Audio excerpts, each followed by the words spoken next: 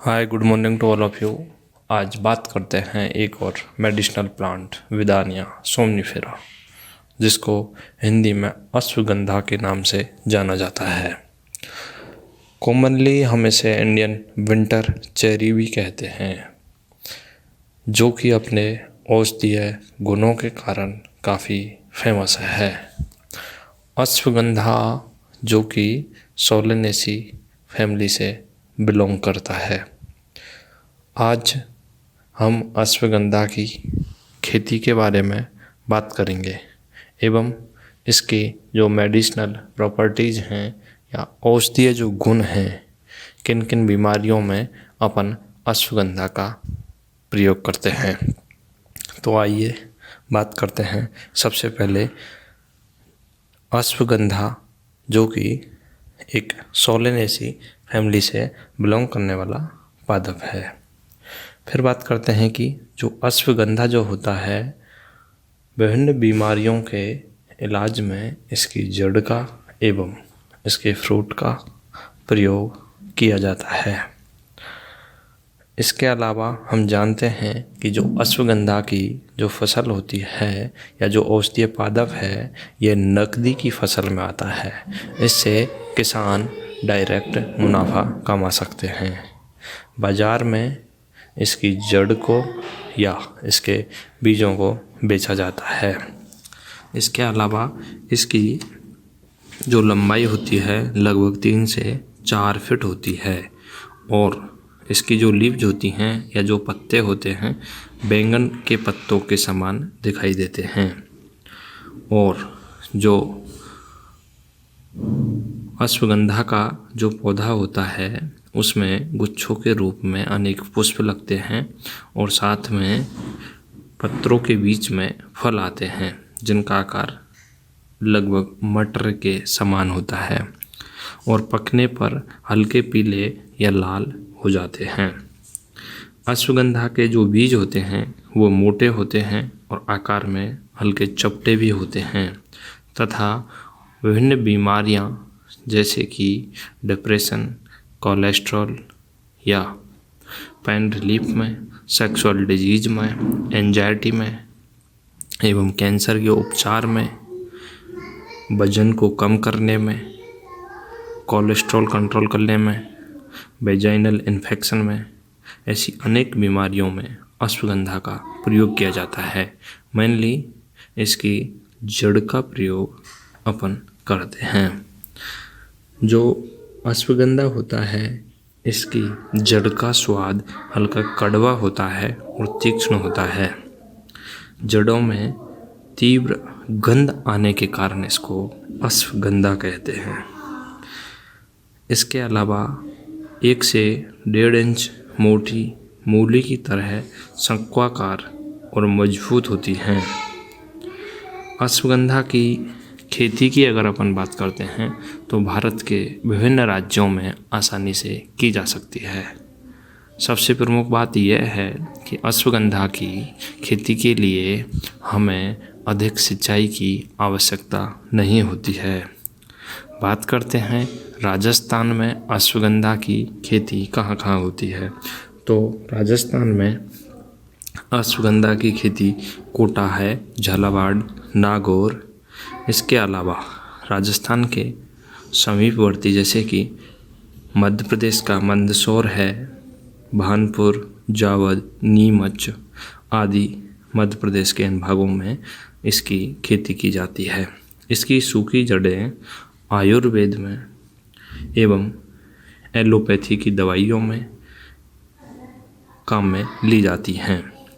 इसकी जो जड़ें होती हैं, इन जड़ों के प्रयोग द्वारा जो गठिया रोग होते हैं एवं मनुष्यों में होने वाले विभिन्न चर्म रोगों के इलाज में, फेफड़ों की सूजन में, कब्ज में, पेन के रिलीफ में, तनाव में, कैंसर के उपचार में, सूजन को कम करने में, सफ़ेद बालों को काले करने में, कोलेस्ट्रॉल को एवं हार्मोनल जो फंक्शन होता है उसको कंट्रोल करने में, वेजाइनल इन्फेक्शन में, इसके अलावा एकाग्रता बढ़ाने में, पेट के फोड़ों में आदि में इसका उपयोग किया जाता है।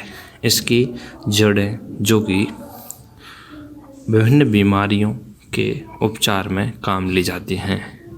बात आती है कि इसकी जड़ों को अपन किस प्रकार काम में ले सकते हैं। तो इसकी जड़ों को हम दूध के साथ या पानी में उबाल कर काम में ले सकते हैं। जड़ के अलावा इसके बीजों का एवं हरी जो पत्तियां होती हैं उनका उपयोग भी किया जाता है।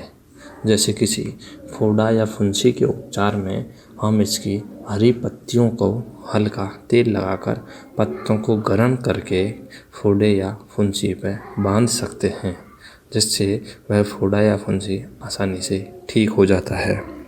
इसके अलावा क्षय रोग एवं आँखों के इलाज में भी इसकी पत्ती एवं जड़ें काम में ली जाती हैं। बात करते हैं इसकी जड़ों में ऐसा क्या होता है। तो जो अश्वगंधा जो होता है उसकी जड़ों में विभिन्न एल्केलॉइड्स एवं स्टेरॉइड्स प्रेजेंट होते हैं। अब बात करते हैं कि अश्वगंधा की खेती हम किस प्रकार कर सकते हैं। तो सबसे पहले बात आती है कि अश्वगंधा के लिए किस प्रकार की जलवायु की आवश्यकता होती है। तो अश्वगंधा जो कि देरी से बोई जाने वाली एक खरीफ की फसल है और हम जानते हैं खरीफ की फसल इस अश्वगंधा के सीड्स के जर्मिनेशन के लिए मृदा में नमी की मात्रा प्रचुर मात्रा होनी चाहिए। इसके बाद बात करते हैं कि भूमि का चुनाव किस प्रकार करें, किस प्रकार तैयार करें। तो सबसे पहले हम जानते हैं कि भूमि को आसानी से जुताई कर लें। उसके बाद मृदा में जो नाइट्रोजन स्थिरीकरण करने वाले जीव हैं वो भी जिंदा बचे रहें और जो यूजफुल जो माइक्रो ऑर्गेनिज्म होते हैं उनके लिए अपन सबसे बढ़िया जो देसी खाद होता है गोबर का वो प्रॉपर मात्रा में ज़मीन में डाल देवें। उसके बाद बात करते हैं कि मृदा किस प्रकार की होनी चाहिए। तो दोमट मृदा जो होती है, हल्की दोमट मृदा, इसके लिए उत्तम मानी जाती है। इसके लिए अपन मृदा के लिए खेती में मानसून से पहले अपन आसानी से 2 जोत दे देवें और जोत देने के बाद में उसमें देसी खाद डाल सकते हैं और उसके अलावा अपन उसमें हरी खाद भी डाल सकते हैं। अब बात करते हैं जो अश्वगंधा की जो उन्नत किस्में कौन कौन सी हैं। तो अश्वगंधा की खेती के लिए मुख्यतः अपन स्थानीय बीजों का प्रयोग कर सकते हैं। वर्तमान में जो चल रही हैं फेमस जो किस्में हैं उनमें एक तो जवाहर अश्वगंध 20 के नाम से आता है। उसके अलावा एवं S90 जो कि अपने मंदसौर जो एग्रीकल्चर कॉलेज है उसके द्वारा 2 किस्में तैयार की गई हैं। S90 एवं S130 के नाम से जो आती हैं वो अच्छी किस्में मानी जाती हैं। दोनों किस्मों को अपन आसानी से जर्मिनेट करके अच्छा प्रोडक्शन कर सकते हैं। जड़ों के जो उत्पादन जो क्षमता होती है लगभग 5 से 6 कुंटल होती है और जो देसी जो किस्में होती हैं उनकी भी बुवाई कर सकते हैं, लेकिन उनमें प्रति हेक्टेयर जो उत्पादन की जो क्षमता होती है वो 3 या 4 कुंटल तक होती है। बात करते हैं बीजों की मात्रा बुवाई के लिए कितनी ज़रूरत होती है। तो अपन इनको कतारों में बोना चाहिए जिससे आसानी से सिंचाई हो सके और सभी जो पौधे हैं उन पर पानी इजीली पहुंच जाए। तो इसके लिए लगभग 6 से 8 किलो बीजों का छिड़काव कर सकते हैं अपन कतारों के रूप में, या फिर 8 किलो 10 किलो तक अपन डाल सकते हैं 1 हेक्टेयर में। अब बात करते हैं कि क्या बीजों का उपचार भी ज़रूरी है। तो बिल्कुल हाँ, बीजों का उपचार अपन कर सकते हैं बुवाई से पहले। तो इसके लिए अपन थायरम का या डाइथेन M जो 45 आता है, मैंगजोब नामक जो दवा आती है उससे भी अपन बीजों को उपचारित कर सकते हैं। अब एक अपन देसी तरीके में कभी कभार अपन न केवल अश्वगंधा अपितु विभिन्न जो क्रॉप्स के जो सीड होते हैं उनकी क्वालिटी को जांच करने के लिए या फिर उन्नत बीजों के लिए अपन ये एक देसी प्रयोग काम में ले सकते हैं। अपन एक टब में पानी लें, उसको गर्म कर लें, थोड़ा उसमें नमक मिलाएं और उसमें अपन बीजों को डाल दें। कुछ बीज तैर के ऊपर आ जाते हैं, बाकी बीज नीचे बैठ जाते हैं। जो तैर के ऊपर आते हैं उनको सेपरेट करके अलग कर दें, और जो बैठ गए उन बीजों को अपन बुवाई के लिए उपयुक्त माना जाता है और अपन काम में ले सकते हैं। अब कुछ सीड्स ऐसे होते हैं जिनके ऊपर जो सीड कोट होता है जो हार्ड होता है, तो उसको तोड़ने के लिए या डोरमेंट स्टेज को भंग करने के लिए अपन गर्म पानी के द्वारा भी उपचारित कर सकते हैं, विभिन्न एसिड्स के द्वारा या केमिकल के द्वारा भी उपचारित कर सकते हैं, पानी में भिगोकर उपचारित कर सकते हैं। और सबसे अच्छा अपन जो खेती में काम में लेते हैं इन बीजों को, क्रॉप्स के, अपन गोमूत्र जो होता है उसमें 12 घंटे तक भिगो कर भी इसको काम में ले सकते हैं, जिससे इनका जो माइक्रोफ्लोरा होता है और जो रोगकारी या जो पैथोजेंस होते हैं इनके ऊपर फंगल इन्फेक्शन हुआ, ये ख़त्म हो जाते हैं। उसके बाद में बात करते हैं जो अश्वगंधा होता है उसका बुवाई का समय क्या ठीक रहता है। तो अपन जानते हैं खरीफ की जो सभी फसलें होती हैं उनकी बुवाई जुलाई अगस्त में की जाती है। तो अपन इसके लिए भी जून जुलाई या अगस्त, मेनली जुलाई के महीने में, तो बुवाई का समय अश्वगंधा के लिए बुवाई करते समय ध्यान रखें कि जो बारिश का जो पानी है उसको मृदा आसानी से सोख के तृप्त हो जाए।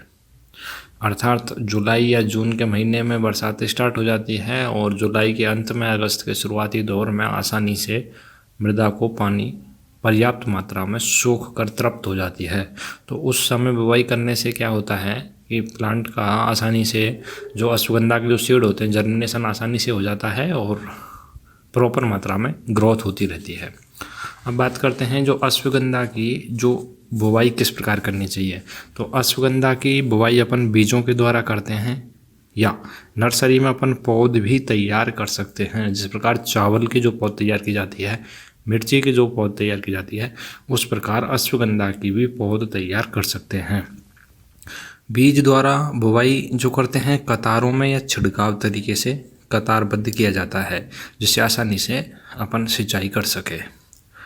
उसके अलावा बात करते हैं कि जो कतारों की जो दूरी होती है लगभग 30 से 40 सेंटीमीटर रखनी चाहिए और बीजों को लगभग 2 से 4 सेंटीमीटर गहरा बोना चाहिए। छिड़काव द्वारा बुवाई के लिए बीज में बराबर मात्रा में बालू रेत अर्थात दोमट जो मिट्टी होती है उसके साथ में गोबर की खाद पर्याप्त मात्रा में होनी चाहिए, क्योंकि इसके जो बीज होते हैं वो छोटे होते हैं। बालू रेत या गोबर की खाद में बीजों को समान रूप से खेत में छिड़काव करने के बाद में अपन हल्का जो मैज देते हैं वो कर सकते हैं। उसके बाद में इसके जुलाई जो मंथ होता है उसके मध्य में अपन बीजों से तैयार की गई जो पौध होती है उसको या फिर अगस्त में अपन आसानी से अपने खेतों में कतार के रूप में लगा सकते हैं। सितंबर तक अपन इनको रोप सकते हैं। अब बात करते हैं खाद की। तो जो अश्वगंधा के लिए खाद के लिए अपन सबसे बढ़िया तो गोबर की सड़ी हुई जो खाद होती है वो प्रति क्विंटल अपन 10 से लेके 20, 30, 40 क्विंटल तक डाल सकते हैं। उसके अलावा अपन जो NPK होता है, नाइट्रोजन है, फास्फोरस है, पोटास भी डालते हैं, तो इनको अपन मृदा में मिला सकते हैं। अब बात आती है कि क्या अश्वगंधा की निराई गुड़ाई भी आवश्यक है। तो बिल्कुल हाँ, 30 से 35 दिन पर अपन इसकी निराई गुड़ाई कर सकते हैं।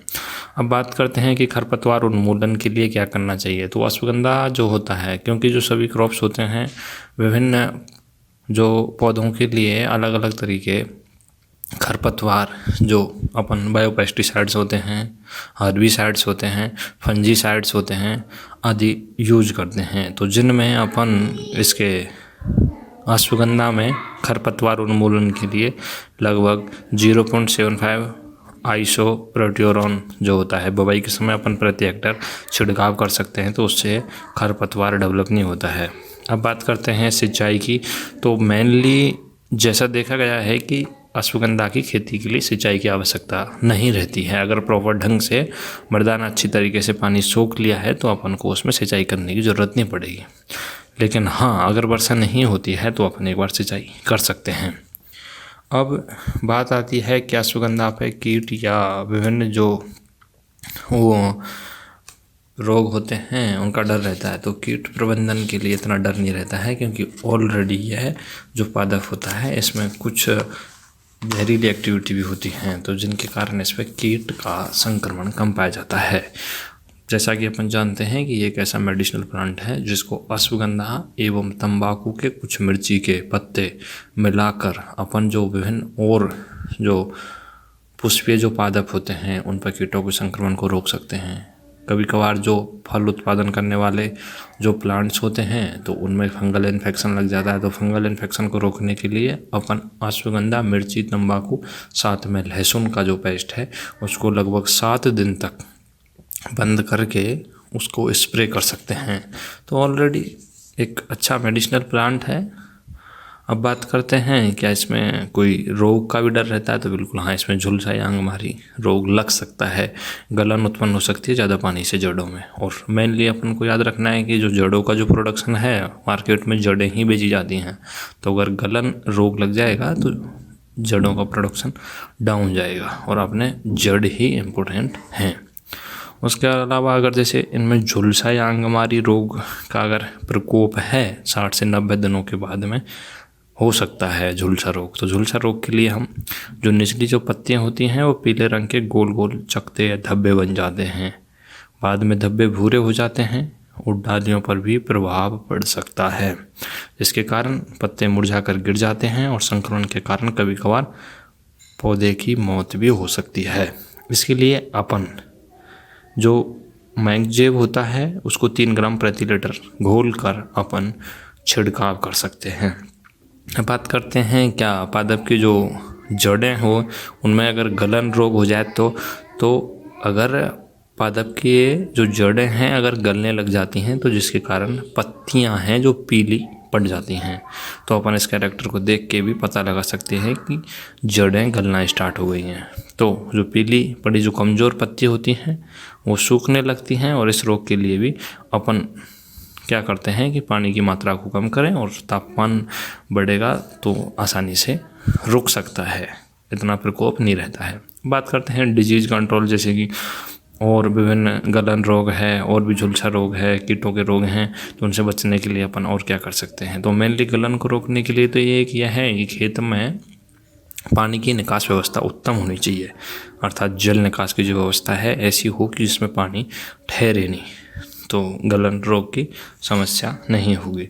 उसके अलावा बुवाई से पहले अपन 2 ग्राम थायरम एवं 1 ग्राम जो बेबिस्टीन या बेनोमिल जो होता है या मेटाक्सिल भी ले सकते हैं 35% के हिसाब से, और मैंगजोब 3 से 4 ग्राम जो पहले भी अपन ने छिड़काया था उसको भी प्रति किलो बीज के हिसाब से अपन बीज को अगर उपचारित कर लेते हैं तो बाद में ऐसी कोई बीमारी का प्रकोप नहीं रहता है।